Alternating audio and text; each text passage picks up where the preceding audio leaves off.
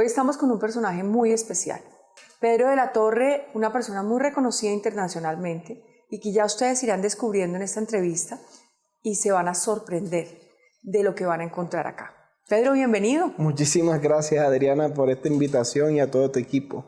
No, pues, Pedro, a ti, porque encontrar colombianos que estén haciendo patria en el exterior, pero no solamente patria, sino estoy hablando de academia, estoy hablando de imagen, de las buenas noticias de Colombia y de la gente que nos representa, sin importar ideología, sin importar nada, pero sabe uno que ahí están. Y eso eres tú, lo que hemos encontrado.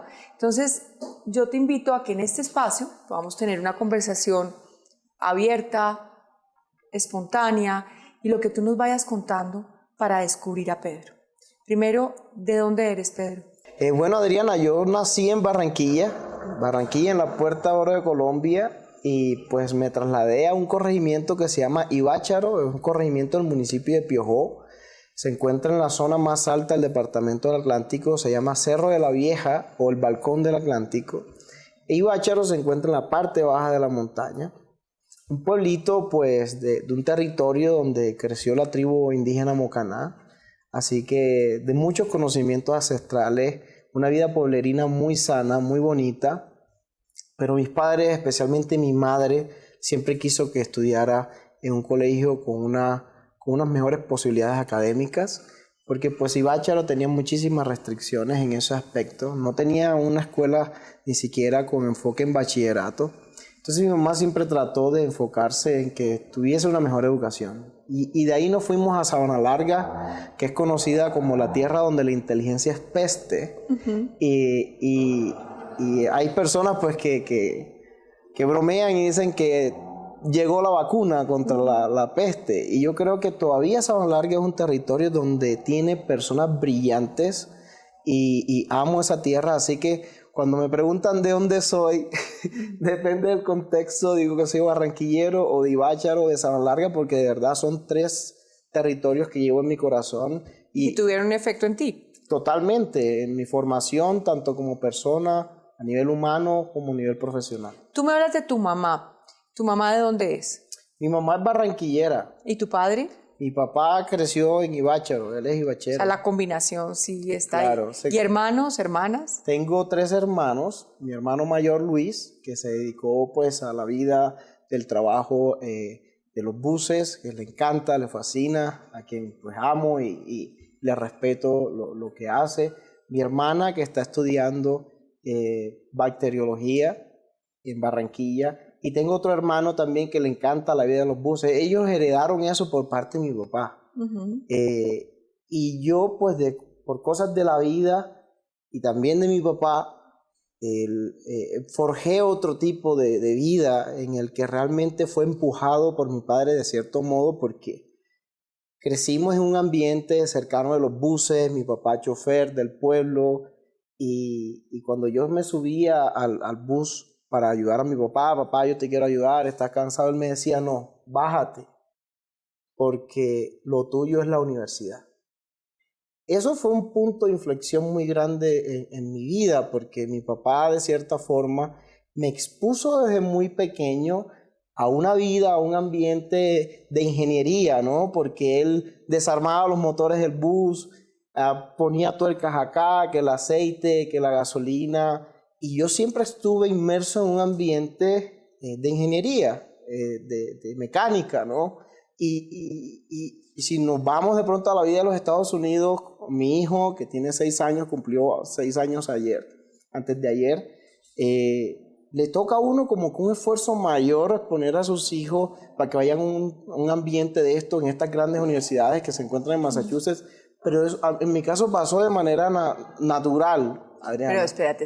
Entonces vamos, Barranquilla, Ibácharo, Sabana Larga. ¿Estudias en Sabana Larga?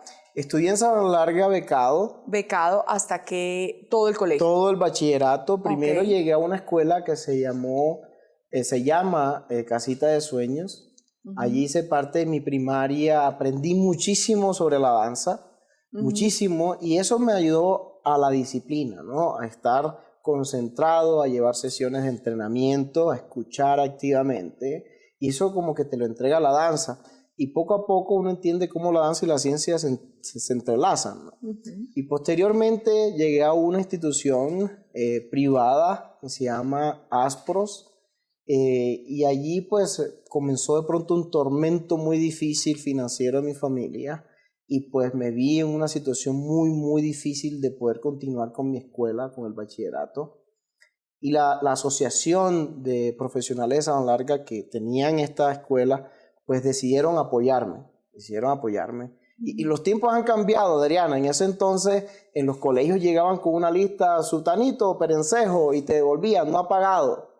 Y yo, pues, sabía que no había pagado, pero de repente yo me daba cuenta que no me devolvían, no me mandaban a la casa, no me sacaban de la escuela por no haber pagado. Con los años descubrí es que la escuela me estaba protegiendo y los profesores me estaban protegiendo, porque sabían que de pronto había una capacidad académica en mí que debía explotarse. Un talento importante. Exacto. Y eso no sabes cuánto, y me conmueve el corazón porque sé que ha sido difícil, y me emociona porque por eso no me desconecto de Colombia y de ayudar a más personas.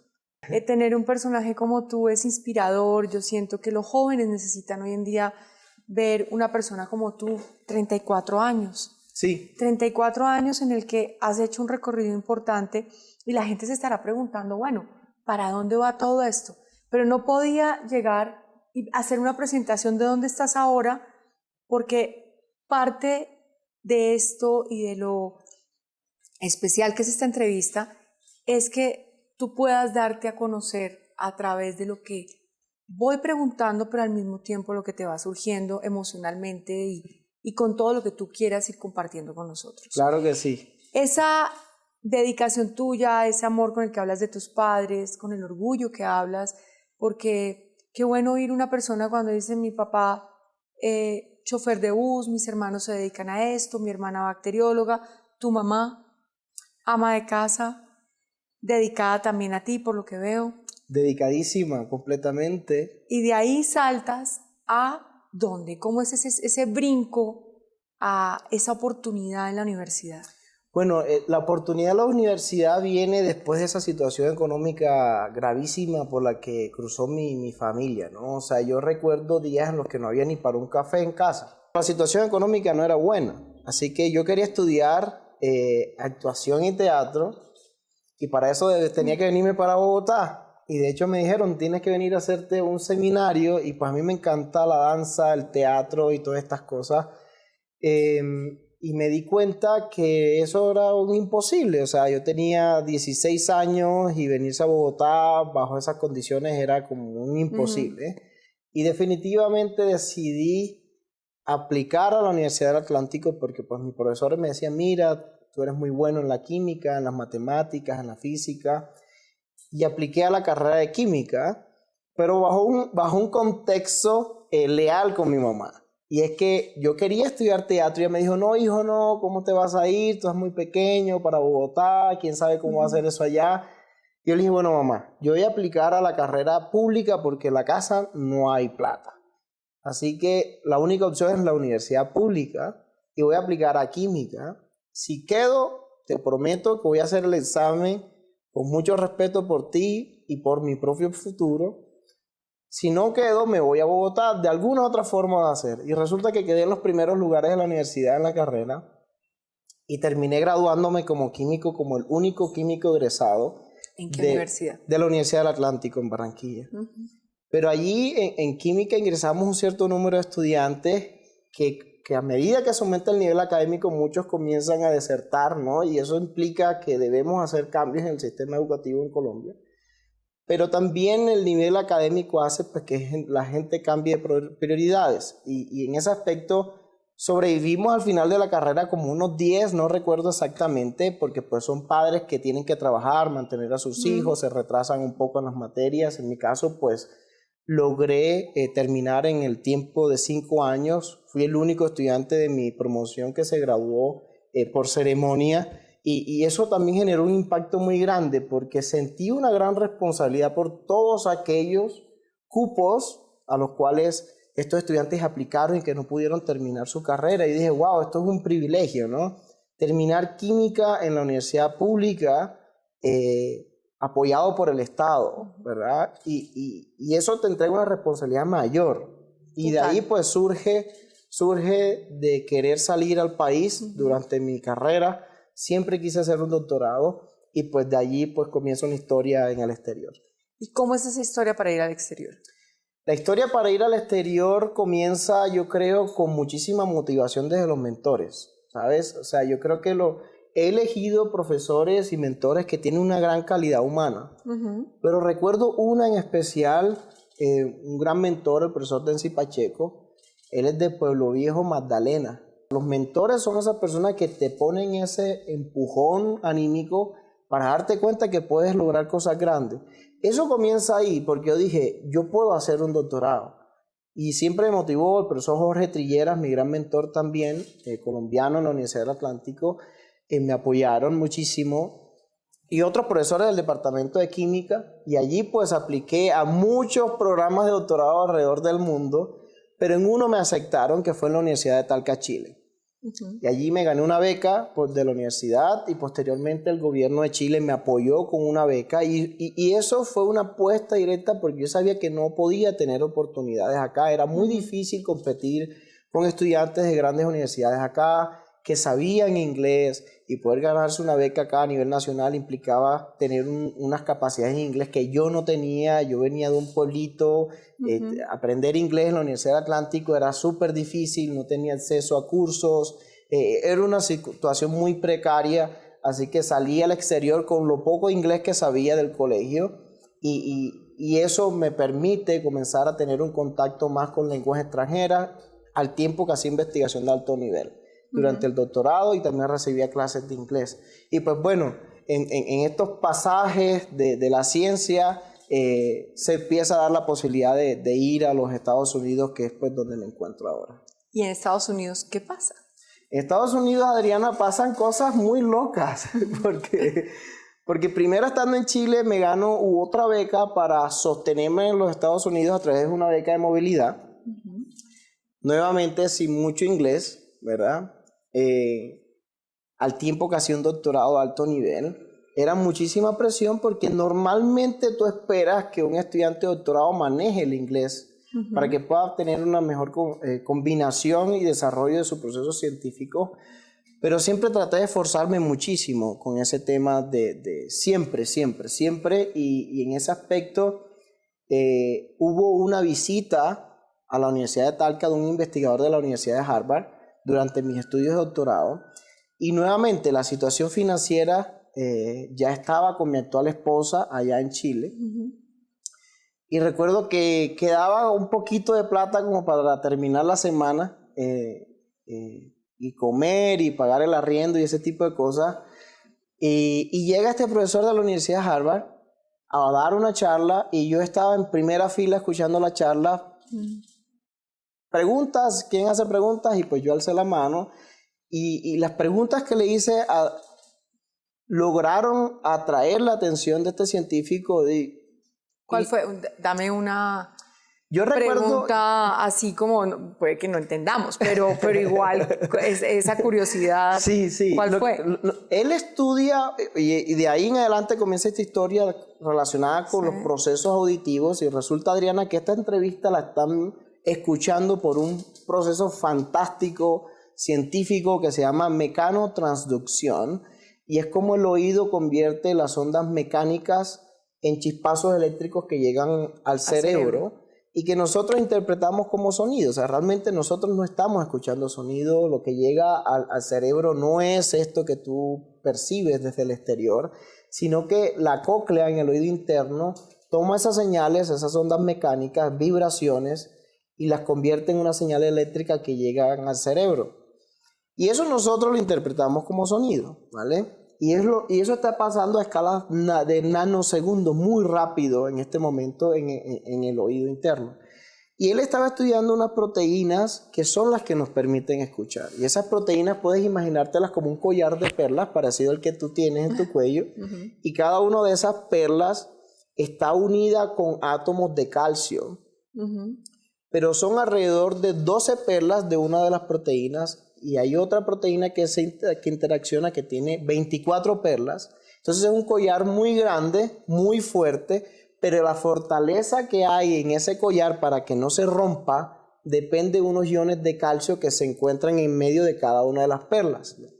Y lo que yo le pregunté fue, ¿cómo están ubicados esos átomos? Y cómo nosotros podemos modificar la ubicación de esos átomos para que ese puente y ese collar de perlas sea más fuerte.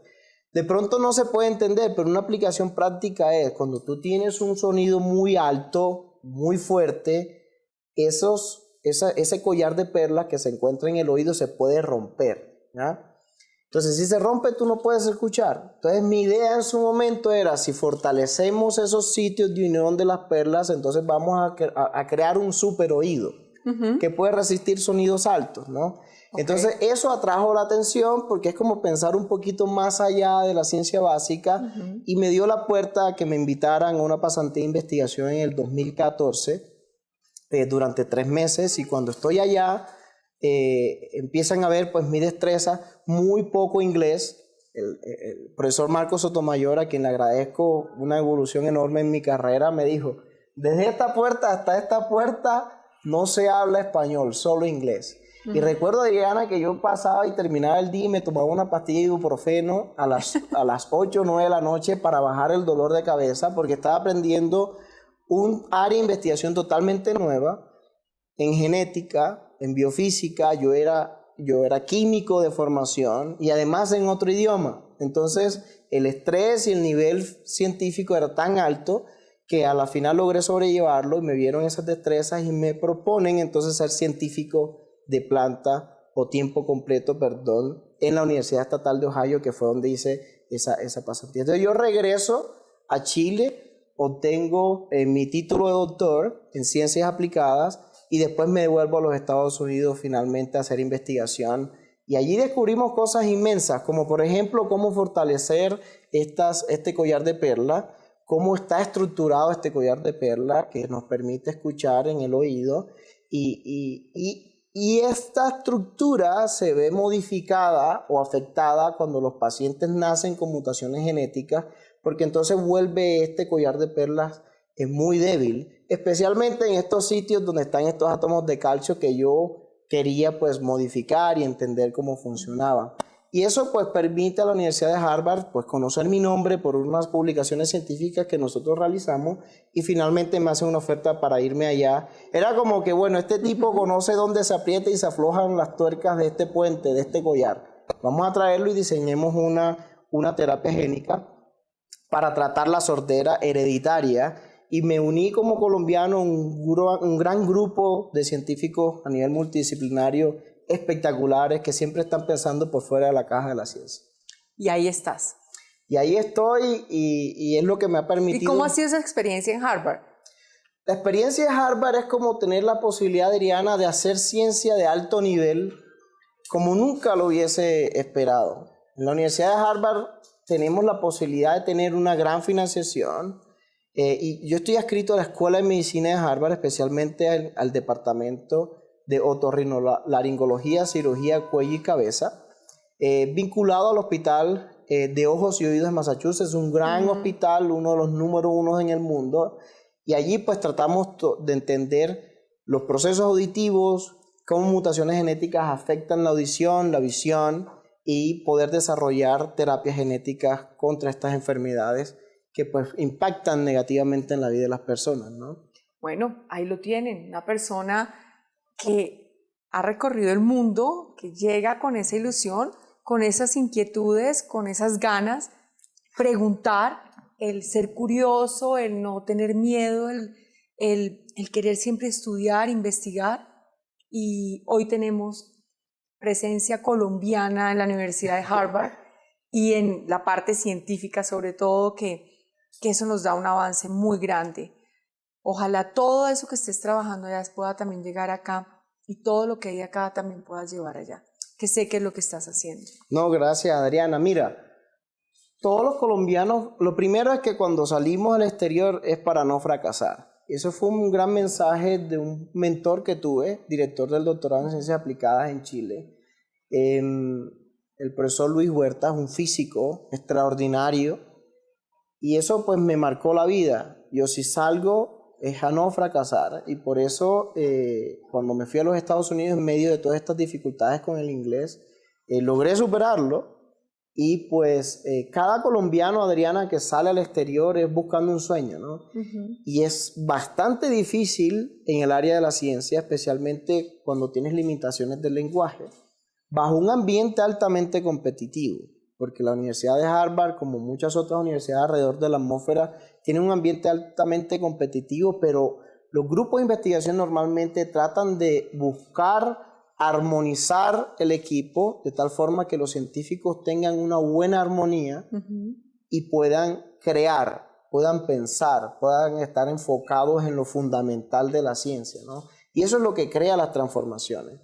Y actualmente siempre hemos tratado de colaborar con colombianos que se encuentran en diferentes partes del mundo y poder hacer transferencias científicas, transferencia de tecnología a Colombia. Imagínate, de estas terapias que pudiésemos desarrollar allá, actualmente hay algunas aprobadas por otros laboratorios, aprobadas por la FDA, que oscilan entre 2 a 3.5 millones de dólares. ¿Cómo podemos financiar eso en el país? En Colombia hay más de 60.000 pacientes con enfermedades genéticas raras, niños esperando en una cama por una solución, y todavía nosotros no hemos podido enfocar esfuerzos a nivel nacional para solucionar estas problemáticas. Madres que tienen que cuidar a sus hijos, ¿no? Porque no pueden ir a trabajar por estar pendientes. Esos son otros aspectos de la violencia que se pueden solucionar a través de ¿qué? A través de la ciencia. Entonces, hacer transferencia tecnológica es una de las prioridades que tengo como científico para el país y esperemos que poco a poco creemos esa atmósfera que pueda vincular la academia, la universidad, los empresarios, las comunidades de la Colombia profunda, que ya conocemos, ¿no? Y ya estás trabajando en esa parte. Sí, ya estoy trabajando muy fuerte, alianzas con las universidades en el Caribe, que es donde pues tengo un mayor potencial de acercamiento y poco a poco venimos trabajando con el interior del país. El interior del país es una cuna de oro, Adriana. Bogotá, Antioquia, el Valle del Cauca tienen tremendas universidades que pueden poco a poco hacer conexiones directas con las periferias del país para hacer crecer la ciencia. Imagínate lo que pasó en la pandemia. ¿Qué esperaba todo el mundo cuando llegó este virus que mató a tanta gente? ¿Qué era lo que quería todo el mundo? Que se te ocurra a ti ahora, te hago una pregunta, Adriana. ¿Qué quería la gente cuando ocurrió la pandemia? No, yo creo que salvarse. Salvarse. Y una de las vías era... Y empezó, yo creo que a cuestionarse muchas cosas, ¿no? Exacto. En la vida. Y salvarse implicaba inmediatamente tener una vacuna. Pero nos cogió en un muy mal estado a nivel nacional. Aquí tenemos un potencial tan grande, Adriana, de las ciencias científicos, pero que tienen las mejores capacidades en el mundo. ¿Qué ha faltado acá? Transferencia de tecnología es una de las cosas. Cooperación científica es otra de las cosas, y tener un mejor ente organizacional para la ciencia, la tecnología y la innovación. ¿Voluntad política? Voluntad política requiere el crecimiento de la ciencia, porque justamente la ciencia depende de una financiación, ¿no? Y esa financiación viene de la parte política. Que a veces puede ser es la gestión y la articulación con entidades externas o en el exterior, pero se necesita un ente articulador. Se necesita un ente articulador que entienda que la ciencia está al servicio de salvar vidas, está al servicio de mitigar el hambre, está al servicio de crear innovación, está al servicio de crear valor agregado para el país. Eso es como cuando tú tienes un mango y vendes la fruta en el exterior y te devuelven la pulpa. ¿Por qué no podemos acá hacerlo? Eso es un ejemplo muy simple, ¿no? Pero si tú te vas... ¿Hay algo que se esté pasando como pinitos en este momento o definitivamente estamos en ceros? No, estamos haciendo cosas muy grandes y el COVID lo demostró en la pandemia. No había laboratorios de COVID, yo llegué y quedé atascado acá 6 meses, ¿verdad? Y nuestros laboratorios en Harvard esperando por desarrollar cosas nuevas. Pero acá no pasaba nada y yo quedé en Barranquilla y en otros pueblitos. Mi plan, Adriana, era... Si llega el COVID a Estados Unidos, yo me voy a Barranquilla. Cuando llegue a Barranquilla, me voy a Sabana Larga. Y cuando llegue a Sabana Larga, me voy a Ibácharo y me meto en el monte. Ya, esa era mi estrategia. Porque yo sabía lo que podía pasar. y entre medio le decía a la gente, a los políticos, que yo no soy político, pero tengo una capacidad de acercamiento por mi carrera científica. Le decía, cierren esta vaina, porque si no lo cierran, nos vamos a lamentar, ¿verdad? Ujú. Eso nunca pasó. Increíble. Eso nunca pasó. Y las vacunas son una de esas prioridades que necesitamos. Entonces, en un momento así, tan rápido, los científicos se articularon, comenzaron a poner laboratorios de COVID en todo el país y empezaron a mejorar las cosas. No había ni siquiera una PCR en Barranquilla, Adrián, para saber si yo tenía COVID, para saber si mi mamá tenía COVID. Yo estaba en Harvard, imagínate, en donde en un piso fácilmente puedo tener 20. Entonces era una frustración tan grande estar en Harvard, al tiempo atascado en mi país, no poder hacer nada. Me iba para los pueblos a entrenar a la gente que era un virus, la gente no sabía nada de eso. Un señor que coge un bloque de yuca, arranca un palo de yuca o un poquito de ñame para coger, comer, o sea, y le hablan de un COVID-19. Eso es muy lamentable, ¿no? Entonces, la ciencia tiene que llegar a las comunidades a través de la apropiación social del conocimiento para que no se impacten y puedan atraer esa tecnología. Pero necesitamos hacer transferencia de tecnología. ¿Tú crees que nos puede llegar otra pandemia así? En cualquier momento, en cualquier momento. Y el mundo no está preparado.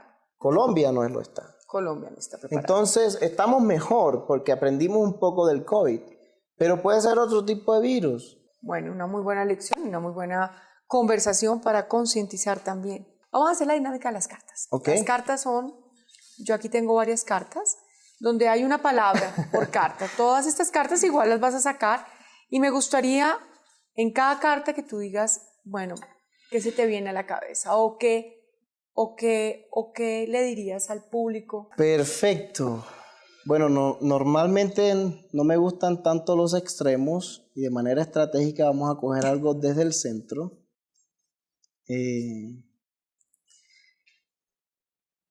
Amor. Yo veo muchas cosas a nivel científico y trato de encontrarle una parte matemática o biológica a las cosas, ¿no? Porque he sido entrenado para eso. No sé cómo definir el amor en el aspecto científico porque creo que hay diferentes formas de amar, pero es una ecuación muy compleja, Adriana, muy compleja, con muchas variables. Pero lo más importante es que el amor sea lo que te apasione, y si hablamos del amor de pareja, ese amor que podamos construir en forma de complicidad, ¿no? Y de apoyo, es lo que definitivamente va a construir un gran hogar. Y el amor por los amigos es totalmente diferente porque se requiere de muchísima lealtad también. Así que no sé cómo definir el amor. Vale. Vamos acá. Paz. Una palabra muy compleja, especialmente en el contexto de Colombia. Cuando yo estaba muy pequeño, yo recuerdo que mis papás me metían debajo de una cama cuando llegaban carros al pueblito, posiblemente para atentar contra mi familia. Por lo tanto, yo entiendo que la paz es algo que se necesita para el país y todos los esfuerzos que se hagan para construir un país en paz son valederos. Pero la paz es lo que definitivamente nos entrega la tranquilidad. Y cuando tú tienes tranquilidad, y si lo enfocamos en la ciencia, pues te va a permitir pensar cosas nuevas. Y también en la vida cotidiana, la paz te da eso, una armonía para pensar en lo que te rodea y encontrar un mejor beneficio para las personas que están cerca de ti. La familia es lo que te une, la familia es lo que te apasiona, es un motor articulado de personas que aportan un granito de arena a la construcción de un mejor vivir. Y si la combinas con el amor y si lo combinas con paz, vas a obtener un gran resultado que es la familia. La Colombia profunda, esta no la conoce todo el mundo. Y la Colombia profunda tiene muchas cosas por hablar, especialmente cómo aportarle a la familia en otros contextos, cómo aportarle al amor por el país, porque son gente que trabaja de una forma diferente. Imagínate, hay un meme en la costa y en estos pueblos muy periféricos de la Colombia profunda, en donde dice algo así como que el sol está viendo a los costeños tomando tinto a las 2 de la tarde a 40 grados, ¿no? Y es gente pujante, Adriana, la gente de la Colombia profunda. Y hay algo muy primordial, y es que normalmente desde acá, desde estas posiciones en la capital, se dice, vamos a ir a escucharlos, ¿no? Y yo creo que no hay que ir a escucharlos, hay que dejar que ellos trabajen, porque ellos conocen su contexto, ¿no? Y hay que darles el poder y la autonomía para que ellos trabajen por su territorio, porque nadie más que ellos conoce la Colombia profunda. El futuro es algo que construimos los seres humanos, ¿no? El futuro depende de cada granito de arena que pongamos. Y en términos de la ciencia, creo que podemos tener una mejor suerte en Colombia en los términos de ciencia, tecnología e innovación. Por ejemplo, retomar la producción de vacunas en Colombia para la protección de todos los ciudadanos, retomar la posibilidad o iniciar la posibilidad, perdón, de poder introducir terapias genéticas avanzadas para todas esas familias que lo necesitan. Entonces, para mí esa es parte del futuro. Segundas oportunidades, yo he tenido muchas, yo me he equivocado bastante para estar en donde estoy, porque me he soportado en los hombros de grandes mentores. Y eso es primordial, Adriana, porque las veces que me he equivocado tratando de dar lo mejor de mí, pero también he reconocido que me he equivocado. Las veces que de pronto no he reconocido que me he equivocado es cuando me estrello, ¿no? Y me toca aprender de otra forma. Pero las segundas oportunidades se merecen. Lo más importante es que cuando damos una segunda oportunidad a alguien, debamos tener claro que esa segunda oportunidad no es para que nos hagan perder el tiempo. ¿Vamos bien? Muy bien. La música es armonía, ¿no? No tengo canciones preferidas, ¿sabes? Pero me encanta el vallenato. Sin embargo, los hermanos Zuleta me encantan, ¿no? Diomedes Díaz. Y son canciones como que perduran y son un ejemplo de lo que significa la música también.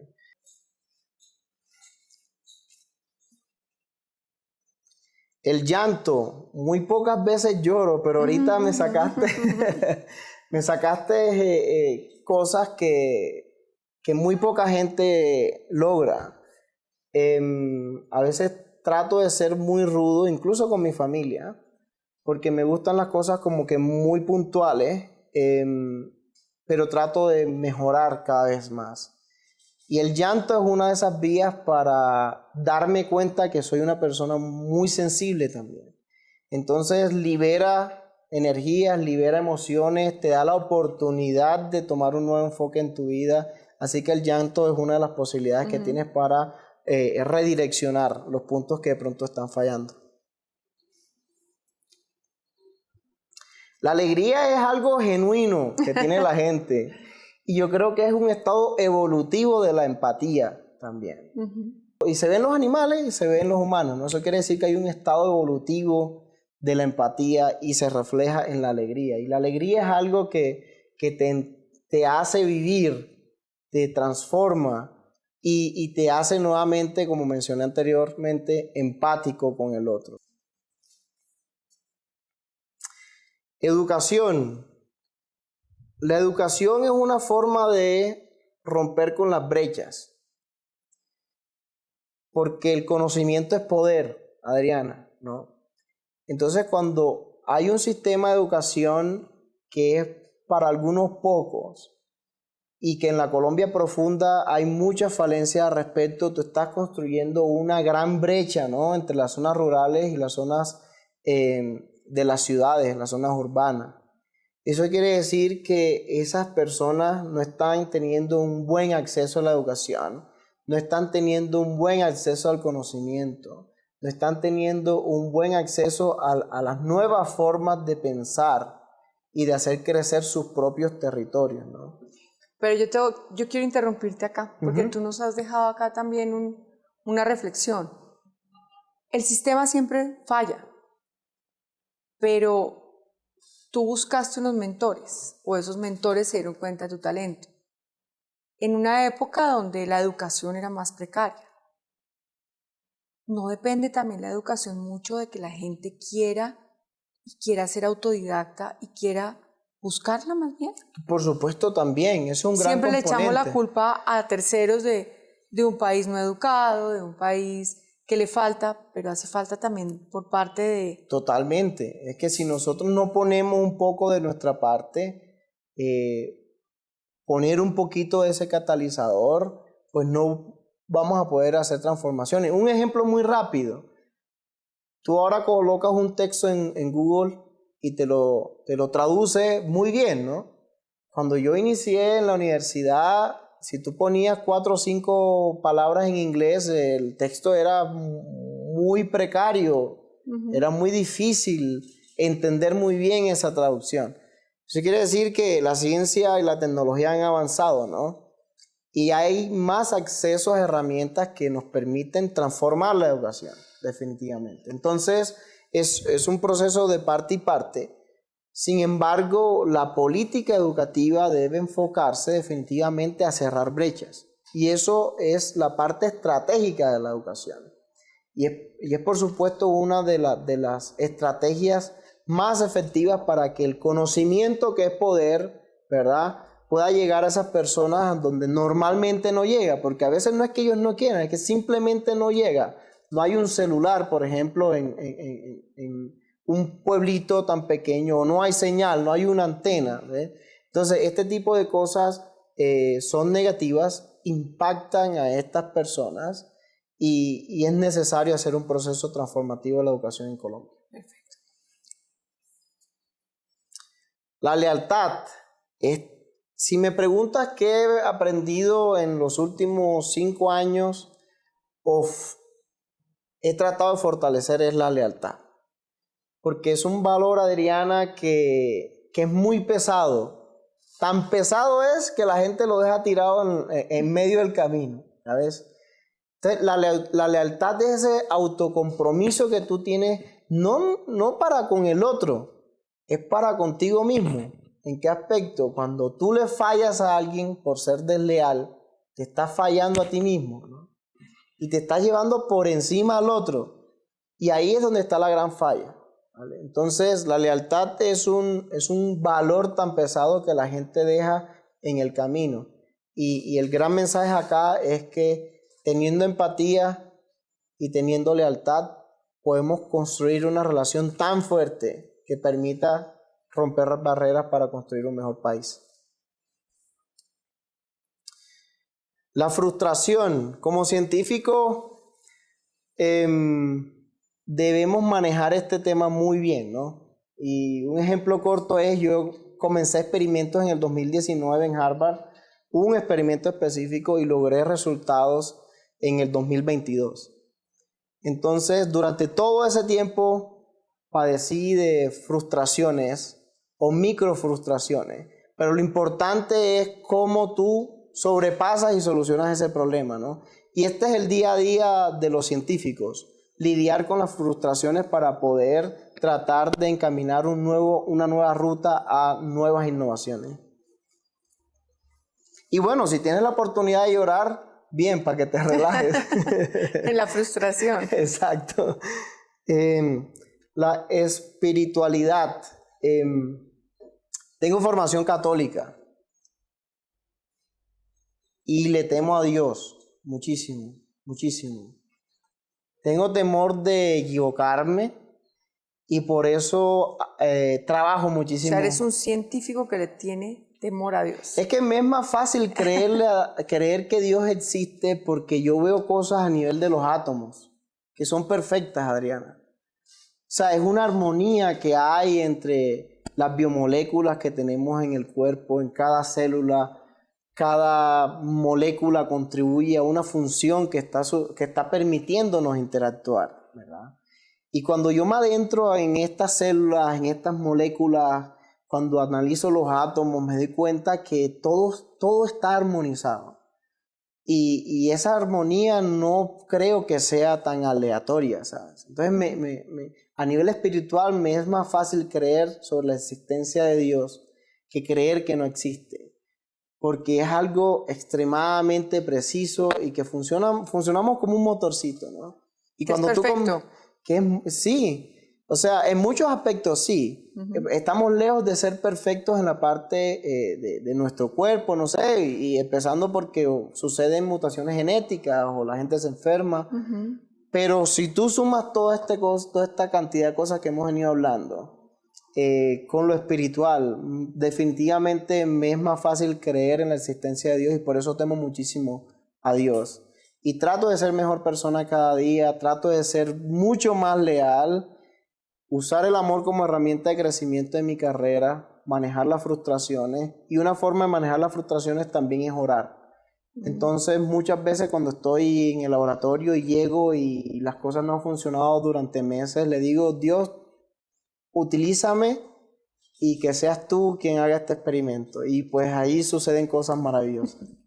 Bueno, Pedro, muchísimas gracias. Gracias por compartir todas estas experiencias, esta vida. Y creo que seguiremos mucho en contacto. Seguiremos aprendiendo mucho de ti. Y sé que este público se va a inspirar muchísimo y van a tener muchas inquietudes y ganas de conocerte aún más. Yo les doy gracias por seguirnos, por acompañarnos en quienique.com, y esta entrevista completa la pueden ver en nuestro portal y en las redes sociales. Muchas gracias. Muchísimas gracias.